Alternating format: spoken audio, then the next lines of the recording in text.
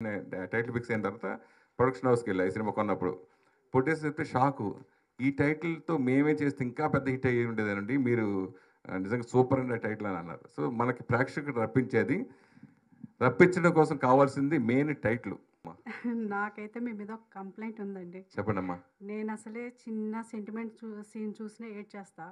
ప్రేమిస్తే చూశాను, అమ్మో ఇంకా చూడకూడదు ఇలాంటి సినిమాలు అనిపించింది. అంతలా నాకు ఒక 2-3 డేస్ నాకు చాలా ఇదైపోయింది. తర్వాత జర్నీ అయితే ఒక 100 టైమ్స్ చూసుంటా. మా ఇంట్లో వాళ్ళు రోజు అక్షింతలు వేసేవాళ్ళు, ఎందుకు ఇట్లా ఏడ్చుకుంటూ కూడా చూడాలి సినిమాని అనేసి. నేను బాగా ఇష్టపడే ఒక అభిమానిని. సో అది ఏంటనేది ఇప్పుడు ఆ సినిమా ప్రెస్ పెట్టేటప్పుడు దాని గురించి మొత్తం రివీల్ చేస్తాను. కానీ డెఫినెట్గా ఆ సినిమా చాలా మందికి ఇన్స్పిరేషన్గా ఉంటుంది. సో మీరు అడిగితే వారు చెప్తారు. ఇప్పుడు వైరల్ వెంకట్ గారు మిమ్మల్ని అడుగుతారు.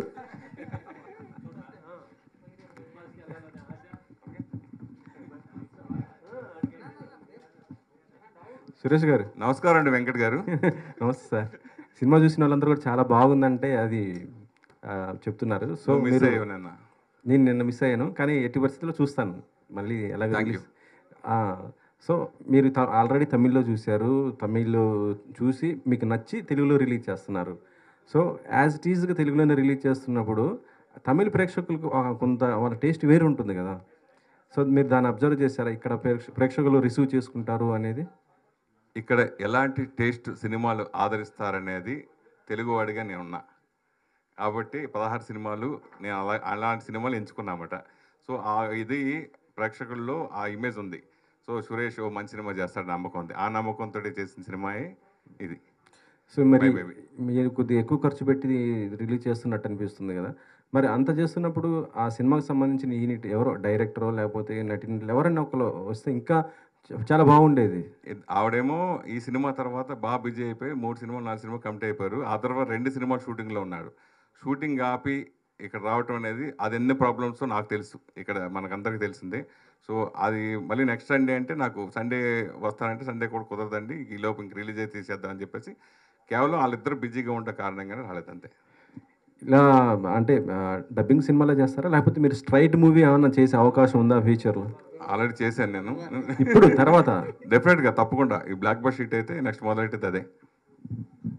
నా క్వశ్చన్ సురేష్ గారు కానీ సాయి చరణ్ కానీ, అంటే మీరు తమిళ సినిమా రిలీజ్ అవ్వకముందే చూసానన్నారు కదా, తీసుకున్నారు కదా రైట్స్, తెలుగులో రిలీజ్ చేయడానికి ఎందుకు లేట్ అయింది? ఆల్మోస్ట్ 1 month అయిపోయింది. సో సినిమా చాలా బాగుంది, నేను చూశాను.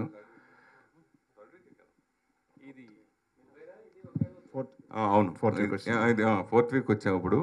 యాక్చువల్గా సైమల్టేనియస్ చేసినప్పుడు ఇప్పుడు నేను ఒక ₹2 కొంటే అప్పుడు ₹5 చెప్పారు. సో అంత బడ్జెట్ పెట్టి రిస్క్ చేయడం ఇప్పుడు చాలా కష్టం. సో దానికోసమని టైం తీసుకుని పర్లేదు రిలీజ్ అయిన తర్వాత మనం చేయొచ్చు అని చెప్పేసి చేయడం జరిగింది అంతే, వేరే రీజన్. సినిమా కంటెంట్ చాలా బాగుంది, కానీ మీరు కూడా రిలీజ్ కూడా బాగా రిలీజ్ చేస్తున్నారు. 250 థియేటర్స్ వరకు రిలీజ్ చేస్తున్నారు, కానీ ఓటీటీ 350 వరకు రిలీజ్ చేస్తున్నారు. కానీ ఓటీటీ ఇష్యూ నెక్స్ట్ డేనే ఉంది. దాన్ని ఏమైనా పుష్ చేయడానికి మీరు ఏమైనా డిస్కస్ చేయలేదా? డెఫినెట్గా అంటే ఒక సక్సెస్ అయిన తర్వాత వాళ్ళు రిక్వెస్ట్ చేసుకోవడం, మెయిల్ పెట్టడం జరుగుతుంది 100%. సో దాన్ని బట్టే ఇండస్ట్రీకి కోఆపరేషన్ అనేది ఇప్పుడు ఓటీటీ సంస్థలు ఉంటాయి, అలాగే ఈ సినిమాకి సహకరిస్తారని అనుకుంటున్నాను. All the best. బాగుందండి, మంచి కంటెంట్ తీసుకొచ్చినారు తెలుగు వాళ్ళకి. సురేష్ గారు all the best. Thank you. My baby ఏం చూసి ఈ సినిమాని పిక్ చేశారు మీరు? అసలు చిన్న బేబీ తల్లి వాళ్ళిద్దరి sentiment plus main Atharva performance, director taking, ఇవన్నీ అద్భుతం. నా సినిమాలు గతంతో పోలిస్తే డెఫినెట్గా ఇదే మరో ప్రేమిస్తే మరో జర్నీ సినిమా అవుతుంది అనే నమ్మకంతో ఈ సినిమా చేశాను. నేను ఫస్ట్ చూసినప్పుడు జగన్ చూశాను, చెప్పిన నైట్ తర్వాత మళ్ళీ ఇంకోసారి చూశాను. నా జడ్జిమెంట్ ఏమైనా ప్రాబ్లం అవుతుందా, మళ్ళీ ఒకసారి రీచ్ చేసేస్తాను. తెలుగు ఆడియన్స్కి ఏవైతే నచ్చుతాయి ఇవన్నీ కొన్ని చూసుకుని నేను 10 సినిమా కొంటా ఉంటాను. అలాగే ఈ సినిమా కూడా చూసుకుని కొన్నాను. ఇంకా ఫస్ట్ కాపీ చూసిన తర్వాత తెలుగు వర్షన్ చూసిన తర్వాత 100% కన్ఫర్మ్ గన్షాట్ అనుకున్నాను, చేశాను అంతే. మీ జడ్జిమెంట్ సక్సెస్ అయ్యింది. నేను రాత్రి సినిమా చూశాను. All the best. Thank you. చెప్పండి. ఇందాక చెప్పేశాం. ఇప్పుడు మీరు ఇందులో పార్ట్నరా? సురేష్ కొండరెడ్డి గారిని ఏ విధంగా మీరు నమ్మి సింగిల్ పేమెంట్ ఇచ్చారు ఆయనకి? అదే అదే అదే అది ఎట్లా ఆయన అంటే జర్నీ ముందు నుంచి జర్నీ చేస్తున్నానండి. సో క్రిటిక్ ఆస్పెక్ట్స్లో కొంచెం స్టోరీ అసెస్మెంట్ మీద మంచి గ్రిప్ ఉంది. సో టేస్ట్ కూడా సింక్ అయింది. Okay. So we need to believe someone కదా, సో ట్రస్ట్ చేసాము అండ్ హీ నెవర్ ఫెయిల్డ్ అస్. నన్ను అయితే ఎప్పుడు ఫెయిల్ చేయలేదు. సో కంటెంట్ నాకు బాగా నచ్చింది. లక్కీలీ నాకు కూడా మంచి లాంచ్ అయింది. అంటే మంచి కథను తీసుకొచ్చాను. సో అలా కుదిరింది అంతే. It's like destiny. But journey ముందు చాలా రోజుల నుంచి ఉంది. మేము చాలా రోజులు ట్రావెల్ చేస్తున్నాం. ఇప్పుడు కొలాబరేట్ అయ్యాం. ఇప్పుడు సురేష్ గారు ఈ సినిమా కంటెంట్ మీకుతో పాటు చాలామందికి నచ్చి ఉంటుంది. మీరు వెళ్ళి ఆ రోజు చూసి అన్నారు. ఇది ఏమైనా పోటీ ఉందా లేదా డైరెక్ట్ మీకే ఇచ్చేసారా?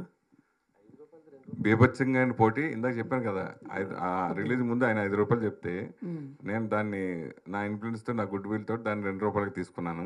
ప్లస్ ఎప్పటికీ ఇంకా చాలా పోటీ ఉంది.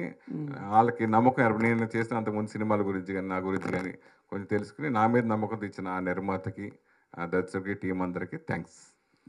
ఓకే. అలాగే డిస్ట్రిబ్యూషన్ కూడా అంతమంది రావడం కూడా మీ మీద ఉన్న నమ్మకం, అన్ని థియేటర్లు రావడం, ఎనీహో అన్ని అంశాలు కలిసి వచ్చిన అంశం. అవును, ఇదివరకు డిస్ట్రిబ్యూషన్ అంటే నేను వచ్చిన కొత్తలో యార్లగడ్డ రావుల్ గారు అని గుంటూరు ఒక ఆయన ఉండేవారు. ఆయన సినిమా కొంటే డెఫినెట్గా మిగతా ఏరియాలు అందరూ కొనేవారు. ప్లస్ ఆయన కొంటే సూపర్ హిట్ సినిమా. అలా నేను వెస్ట్ గోదావరి నేను 80 సినిమాలు చేశాను. Student number 1, NTR student number 1, idiot, Allari Ramudu, Santosham, Tagore, Chiranjeevi గారి సినిమా ఠాగూరు, శంకరదాద ఎంపీఎస్, ఇలా ఎన్నో బ్లాక్ బస్టర్స్ చేశాను. ఆ టైంలో ఆయన తర్వాత వచ్చిన పేరు నాకు. సురేష్ కొండేటి సినిమా కొన్నాడంటే గ్యారంటీ హిట్ అని. నేను కొన్నంత ఫస్ట్ వెస్ట్ గోదావరి ఓపెన్ చేస్తే మిగతా ఏరియాలోనే అయిపోయాడు. అలా పేరు తెచ్చుకున్నాం. అలాగే ఈ సినిమాలు కూడా వరుస సక్సెస్ ఇచ్చాం అంతే. Okay, all the best. Suresh Kondeti గారు నమస్కారం అండి. నమస్కారం సార్. మీరు ఇప్పటివరకు అన్ని తమిళ్ ఫిలిమ్స్ రిలీజ్ చేశారు. తెలుగు స్ట్రైట్ ఫిలిం ఎందుకు చేయలేదు? ఇక్కడ హీరోలు ఎవరు లేరా, లేదంటే మీకు చేయడానికి ఇష్టం లేదా? అంటే నాకు ఒక్కొక్కటి ఒక్కొక్క ఇమేజ్ ఉంటుంది. నువ్వు ఎలాంటి క్వశ్చన్లు అడుగుతావు నాకు తెలుసు. నీ ఇమేజ్ కూడా ఎందుకు వస్తారు రాదు కదా. అలాగే నేను ఎలాంటి క్వశ్చన్ కొంతమంది తెలుసు. అట్లాగా ఒకళ్ళ ఇమేజ్ ఎవరు ఐడెంటిఫై అలా ఉంటుంది. సో అలాగే నాకు ఫస్ట్ అలా వచ్చింది కాబట్టి నేను మధ్యలో చేశా. నేను కొన్ని సినిమాలు డిస్ట్రిబ్యూషన్ కూడా చేశాను. షాక్ సినిమా, రవితేజ సినిమా అప్పుడు ఫస్ట్ నేనే కొలాబరేట్ చేశాను. రాంగోపాల్ పోతే సురేష్ కొండేటి ప్రొడ్యూసర్లో సురేష్ కొండేటి పైన, తర్వాత కింద రాంగోపాల్ వర్మ, రవితేజ మన Harish Shankar first cinema. Distribution మొత్తం మనం తీసుకుని ప్రొడక్షన్ షూటింగ్ టైంలోంచే కలిసి చేయడం జరిగింది ఆ సినిమా. తర్వాత ఫెయిల్ అయింది. మనకి ఇది కలిసి రాదు, మనకి ఇదే బెస్ట్ అని చెప్పేసి అప్పుడు తగ్గా. తర్వాత మన శకల శంకర్ తోటి అతను హీరోకి ఇంట్రడ్యూస్ చేస్తూ చేసి ఇంక వేరే పార్ట్నర్తో కలిసి ఆ సినిమా చేశాను. తర్వాత ఎందుకంటే నేను చాలా సినిమాలు తెర వెనుకలు ఉన్నా. ఇది స్టేట్ సినిమాలు తెర ముందు లేను, డబ్బింగ్ సినిమాలు తెర ముందు అన్నా. ఇప్పటి వరకు మీరు రిలీజ్ చేసిన ప్రతిదీ బ్లాక్ బస్టరే. అది ఒక ప్రొడ్యూసర్గా ఒక అచీవ్మెంట్ అని చెప్పుకోవచ్చు. సంతోషం owner and producer, distributor, journalist, ఇప్పుడు పిఆర్ఓ, హీరోగా కూడా ఒక సినిమా రాబోతుంది వీరాభిమాని అని. నిన్నే ఆ టీజర్ చూసాం, కళ్ళు చెదిరిపోయినాయి నిజంగా. సో అది ఎప్పుడు రిలీజ్ అవుద్ది, దాని గురించి ఏమైనా అప్డేట్లు ఇస్తారా? అది 100% నెక్స్ట్ మంత్ ఆగస్టులోనే. అది డెఫినెట్గా చూసిన తర్వాత మీరందరూ ఈ సినిమాకి ఎంత అప్రిషియేట్ చేశారో, సినిమా అయిన తర్వాత లేచి స్టాండింగ్ ఓవేషన్ ఇచ్చే సినిమా అది. అవునా? అంత గొప్ప సినిమా. సరే, నా పెర్ఫార్మెన్స్ ఏంటనే పక్కన పెట్టేస్తే సినిమా కంటెంట్ అలాంటి కంటెంట్ దాంట్లో అంత మామూలు అంత సూపర్ కంటెంట్ అనమాట. ఒక మంచి మెసేజ్ కూడా అందరికీ నచ్చే ఒక అద్భుతమైన మెసేజ్ ఉంది సినిమా అది. సో అందరినీ ఇన్స్పిరేషన్ కలిగించే గొప్ప సినిమా అది. ఓకే. అండ్ ఈ సినిమా వరకు వస్తే ఇప్పటి వరకు మీరు రిలీజ్ చేసే సినిమాల్లో ఇది హయ్యెస్ట్ థియేటర్కల్ రిలీజ్, 350+. సో ఇక్కడ స్ట్రైట్ తెలుగు ఫిలింకే అన్ని థియేటర్లు రావు. అన్ని థియేటర్లు ఎలా తెచ్చుకున్నారు? అండ్ డిఎన్ఏ అనే తమిళ్ ఫిలిం కదా, ఆ టైటిల్ ఎందుకు మార్చారు మై బేబీగా? ఈ సినిమా చూసినప్పుడు నాకు ప్రతి సినిమా సరే అంటే నేను ఓపెన్గా చెప్పేస్తా. ఫస్ట్ మన జర్నీ అనే సినిమా ఉంది కదా, ఆ సినిమాకి తమిళ్లో ఎంగేయం ఎప్పోదు. ఆ సినిమా ఎంగేదంటే ఎప్పుడైనా ఎక్కడైనా. ఆ సినిమా కొంతమంది నచ్చల. నేను ఆ సినిమా షూటింగ్ టైంలోనే తీసుకున్నాను. ఫస్ట్ కాపీ చూసిన తర్వాత నాకు ఈ టైటిల్ వద్దండి, నేను వేరే టైటిల్ పెట్టుకుంటాను. మురుగదాస్ గారు, the great director Murugadoss director అంటే మీ ఇష్టం అని అన్నారు. తర్వాత కొంతమంది అబ్జెక్షన్ పెట్టారు. పెడితే లేదని నాకు అది వద్దండి అని చెప్పి నేను ఆలోచించి రాత్రి 3 గంటలకి శివాని, ఈ సినిమాకి ఎవరైతే డిజైన్ చేశాడో వర్కింగ్ టైటిల్ శివ, రాత్రి 3:30కి ఫోన్ చేశా. శివ, నాకు ఈ సినిమా ఇది జర్నీ అనే టైటిల్, నాకు ఆ జర్నీ కావాలి, బస్సు ఒకటి కింద యాక్సిడెంట్గా నాకు సింబల్ కావాలి అని చెప్పి తనకు ఫోన్ చేశా. చేస్తే తను పాప తెల్లారేటప్పుడు పంపించాడు, 6 గంటలు పంపిస్తే నేను మురుదాస్ గారికి పట్టుకొని చూపించా. సార్ నా టైటిల్ ఇదంటే అద్దరిపోయింది సార్, సూపర్ సార్ అన్నారు. తర్వాత కొంతమంది నచ్చకపోతే లేదు నాకు ఈ టైటిల్ కంపల్సరీ కావాలి, టైటిల్ ఉంటే నేను సినిమా చేస్తానని మొండికి వేసుకుని జర్నీ అని సినిమా చేశా. అలాగా నేను ఆ సినిమా ఫస్ట్ సినిమా చూసినప్పుడు, ఈ సినిమా చూసినప్పుడు కూడా పొట్టేసలు నేను సినిమా ఫస్ట్ నా బిడ్డ అంటూ సినిమా చూసే కాదు. సో మై బేబీ అనేది బాగా పట్టుకుంటుంది. ఇది రెలవెంట్ టైటిల్, డిఎన్ఏ అనేది అది అంత తెలియక అంత పనికిరాదు అని చెప్పేసి నేను వెంటనే టైటిల్ ఫిక్స్ అయిన తర్వాత ప్రొడక్షన్ హౌస్కి వెళ్ళా. ఈ సినిమా కొన్నప్పుడు పొట్టేసి చెప్తే షాకు, ఈ టైటిల్తో మేమే చేస్తే ఇంకా పెద్ద హిట్ అయ్యి ఉండేదేనండి, మీరు నిజంగా సూపర్ అనే టైటిల్ అని అన్నారు. సో మనకి ప్రేక్షకుడు రప్పించడం కోసం కావాల్సింది మెయిన్ టైటిల్. ఆ టైటిల్ బట్టే ఈ మధ్యన తమిళ టైటిల్ తెలుగులో చాలామంది పెట్టేస్తారు, అసలు అర్థం కావట్లా. ప్లస్ మన డైరెక్ట్ పెట్టేస్తున్నారు. ఓకే, అదేంటంటే యూనివర్సల్గా ఉంటుంది, ప్లస్ దాని మీద ఆల్రెడీ హ్యాష్టాగ్స్ ఇవన్నీ కూడా ఉంటుంది. ఆ టైటిల్ అన్ని లాంగ్వేజ్ ఉంది కాబట్టి అలా ఉండే కొన్ని సినిమాలు ఓకే, అసలు అర్థం కాని టైటిల్తో చాలామంది ఈ మధ్య వస్తాయి. అలాగే అర్థమయ్యే టైటిల్తో రావాలనే ఉద్దేశంతో నేను ఈ సినిమా దీనికి మై బేబీ అని పెట్టడం జరిగింది. లాస్ట్ సినిమాకి ఈ సినిమాకి చాలా గ్యాప్ వచ్చింది, రీజన్ ఏంటి? ఒకటి కరోనా, 2 ఇండస్ట్రీలో ఓటీటీ డామినేట్ చేయడం. ఇదివరకు ఏంటంటే నేను సినిమా ఒక సంవత్సరం, అది నాకు తెలిసి ప్రిమిస్ సినిమా 3 years తర్వాత నేను ఎప్పుడు చేశా. తర్వాత ఇంక అందరూ మర్చిపోయిన సినిమాని లేపి తీసుకొచ్చి చేసిన సినిమా అది. సో అలాగే ఇప్పుడు ఏంటంటే వన్స్ ఓటీటీలో రిలీజ్ అయిపోయిన తర్వాత మనం ఏ సినిమాని డబ్బింగ్ చేసే అవకాశం లేదు. ఇప్పుడు చిన్న సినిమాలు అంటే 30 days 50 daysకు చేసేస్తారు రిలీజ్లు.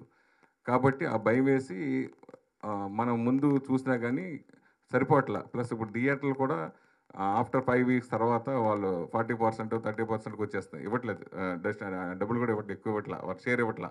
సో ఇవన్నీ ప్రమాదాలు ఉన్నాయని చెప్పేసి ఈ టైంలో మనకు కరెక్ట్ కాదు అని చెప్పి సైమిల్టేనియస్ సినిమాలు అయితే మనం చేయదు.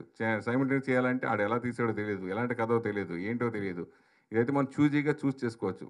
కనీసం ఫస్ట్ కాపీ వచ్చిన తర్వాత మనం చూసైనా ఎక్కువ సినిమా అలా చేశాను. కొన్ని ఏమో సైమిల్టేనియస్గా రిలీజ్ చేసిన సినిమాలు నేను చేసిన వాటిలో. అంటే రెడీమేడ్ సినిమాలు ఇంకా తీస్తూ ఉంటారు అంటే నాన్న ఇవన్నీ కూడా సైమిల్టేనియస్ సినిమాలు రిలీజ్లే, అవన్నీ మందు అనుకుని చేసిన సినిమాలే. మన విక్రమ్ అనుష్క సినిమా అది అట్లా చేయడం జరిగింది. హాయ్ సురేష్ గారు. ఆయన మా నమస్తమ్మ.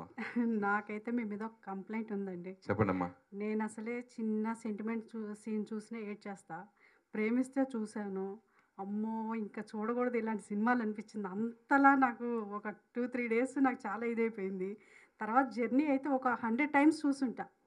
మా ఇంట్లో వాళ్ళు రోజు అక్షింతలు వేసేవాళ్ళు, ఎందుకు ఇట్లా ఏడ్చుకుంటూ కూడా చూడాలి సినిమాని అనేసి. ఆ తర్వాత రాత్రి మూవీ చూస్తున్నాను, ఇటు డైరెక్టర్ ప్రభాకర్ గారు ఉన్నారు, ఇటు అప్పాజీ గారు ఉన్నారు. నేను కన్నీళ్ళు తుడుచుకునే పన్నాను. మీ పేర్లు మీరు సంతోషం సురేష్, మరి మాకు సంతోషాన్ని పంచరా థియేటర్కి వస్తే? 100% ఎండింగ్ ఉంటుంది కదా, ఎండింగ్ డెఫినెట్గా హ్యాపీగా ఫీల్ అయ్యే విధంగా నా సినిమాలు అన్నీ ఉంటాయి, ట్రాజడీగా ఉండదు. అంటే ఇక్కడ రెగ్యులర్గా మన తెలుగు వాళ్ళు తీయలేని ఇప్పుడు ఇటువంటి సినిమాలు మన రీమేక్ చేస్తే సరిగా ఆడకపోవచ్చు, కానీ ఆడకపోవచ్చు ఎక్కువ శాతం. అలాంటి సినిమాలు మనం మిస్ అవ్వకూడదు, తెలుగు ప్రేక్షకులు అస్సలు మిస్ కాకూడదు. నేను ఈ సినిమాకి నిజంగా కష్టపడ్డా. లేదు ఈ సినిమా మళ్ళీ 100% మిస్ అయిపోతారేమో, భయవేసి నేను అడవడగా చేయడం జరిగింది ఈ సినిమాని. సో అదే డెఫినెట్గా నిన్న ప్రీమియర్ చేసిన మీ అందరికి నచ్చటం, అందరూ అంత అప్రైజ్ రావటం హ్యాపీ ఫీల్ అయ్యాను అంతే. వీరాభిమాని టీజర్ చూసాను, చిన్న గ్లిమ్స్ లాగా ఇచ్చారు.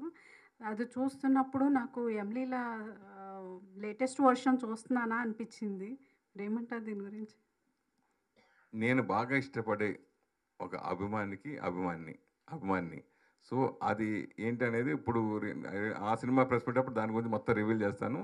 కానీ డెఫినెట్గా ఆ సినిమా చాలామందికి ఇన్స్పిరేషన్గా ఉంటుంది, సమాజానికి ఒక ఇన్స్పిరేషన్గా ఉంటుంది. ఓహో ఇంత ఇదా అని అనిపిస్తుంది. ప్రతి ఒక్కరి అభిమానులందరికీ బాగా నచ్చే సినిమా అవుతుంది. ఆల్ ది బెస్ట్ అండి, సినిమా పక్కా సక్సెస్ అవుతుంది. థ్యాంక్ యూ అమ్మా. Hi sir. హాయ్ అండి. సార్ ఇప్పుడు సినిమా చాలా బాగుంది, ఓకే సార్. ఇప్పుడు మీరు చూసిన తర్వాత ఈ సినిమా ద్వారా వ్యక్తిగతంగా మీరు ఏం నేర్చుకున్నారు అంటే ఏం చెప్తారు సార్? నేను ఏడ్చా మేడం లాగా. సినిమా చూసి నాకు కనెక్ట్ అయిపోద్ది ఆటోమేటిక్గా. అయిపోయిన తర్వాత అదే నేను ఈ సినిమా మనోళ్ళు ఎవ్వరూ మిస్ కాకూడదు, రిలీజ్ చేయాలి, కంపల్సరీ చేయాలని నేను ఈ సినిమా థియేటర్లో ఆ ఫీల్ థియేటర్లో ఓటీటీలు చూసి అస్సలు ఎక్కువ అంటే ఏదో పని చేసుకుంటే సరదాగా చూస్తాం కదా ఇంట్లో అయితేని, కానీ థియేటర్కి వచ్చి చూస్తే మాత్రం ఆ ఫీల్ డెఫినెట్గా అనిపిస్తుంది. Okay sir. ఇప్పుడు ఒక నిర్మాతగా మీరు ఎన్నో సంవత్సరాల నుంచి ఈ జర్నీ అనేది చేస్తున్నారు సార్. ఒకప్పుడు మీరు ఒక సినిమా చేస్తే అది ఖచ్చితంగా సూపర్ హిట్ అయిపోయేది. అంటే ఆ స్టోరీ పరంగా అంత బలం ఉండేది. ఇప్పుడు అంత బలమున్న కాన్సెప్ట్ తీసుకుంటున్నా కూడా జనాలు ఆడియన్స్ అనేది థియేటర్స్ దాకా రావట్లేదు సార్. అంటే దేనికి అప్పటికి ఇప్పటికి ఏం మారిందంటే ఏం చెప్తారు సార్? లేదు, ఎప్పుడైనా సరే మనకు దాశనారాయణ గారు అనేవారు కంటెంట్, కథే ముఖ్యం సినిమా కథ. కంటెంట్ ఉన్న ఆడే సినిమాలు చాలా సినిమాలు ఉన్నాయి. కంటెంట్ లేని పెద్ద పెద్ద సినిమాలు కూడా అటర్ ఫ్లాప్ ఉన్నాయి. ఇప్పుడు మన తీసుకుంటే మన కోర్టు కానీ ఎన్ని కంటెంట్ ఉన్న సినిమాలు కదా. సో ఆ తర్వాత అలా కంటెంట్ ఉన్న సినిమా ఇదే అనిపించింది నాకు, అంతే. మీరు నిర్మాతగా మీరు ఒక సినిమా తీస్తే ముఖ్యంగా ఏ టైప్ చూస్తారు సార్? అంటే కథ ఏం ఎంచుకుంటారు, అంటే ఏం చేస్తారు? ఫస్ట్ లవ్ ప్రేమిస్తే దగ్గర నుంచి అది నాకు బాగా feel good love cinema, emotional, అవి కంపల్సరీ ఉండేలా చూసుకుంటా. దీంట్లో 5 ఫైట్లు ఉన్నాయి. మీకు తెలియదు, కథ నడుస్తూ ఉంటుంది, 5 ఫైట్లు ఉన్నాయి, అద్భుతమైన ఫైట్లు, సూపర్ ఫైట్లు ఉన్నాయి దీంట్లో. కానీ అది హైలైట్ అవ్వదు. ఒక మాస్ హీరోకి ఎంత కావాలో అన్ని ఫైట్లు ఉన్నాయి, కానీ అదంతా డామినేట్ చేసేస్తుంది ఆ ఫీల్, అంతే. Okay sir. సాయి చరణ్ గారు, హాయ్. నార్మల్గా ప్రొడ్యూస్ చేయడం అనేది చాలా కష్టం. అలాంటిది కో ప్రొడ్యూస్ చేయడం, సురేష్ కొండేటి గారు లాంటి పర్సన్ దగ్గర వరకు రావడం, ఈ ప్రాజెక్ట్ టేకప్ చేయడం అనేది ఇంకా కొంచెం complication. So reasons behind that అంటే ఏం చెప్తారు? అండ్ ఫ్యూచర్లో స్ట్రైట్ ఫిలిమ్స్ మీరైనా తీస్తారా, లేదంటే ఆయన బాటలోనే వెళ్తారా? కలిసి చేద్దామని అనుకుంటున్నాము. స్ట్రైట్ ఫిలిమ్స్ కూడా, Yash film factory straight films కూడా చేస్తాము. సబ్జెక్టెడ్ బడ్జెట్స్, మంచి content. All the very best అన్న. Thank you. Thank you so much. Thank you అందరికీ.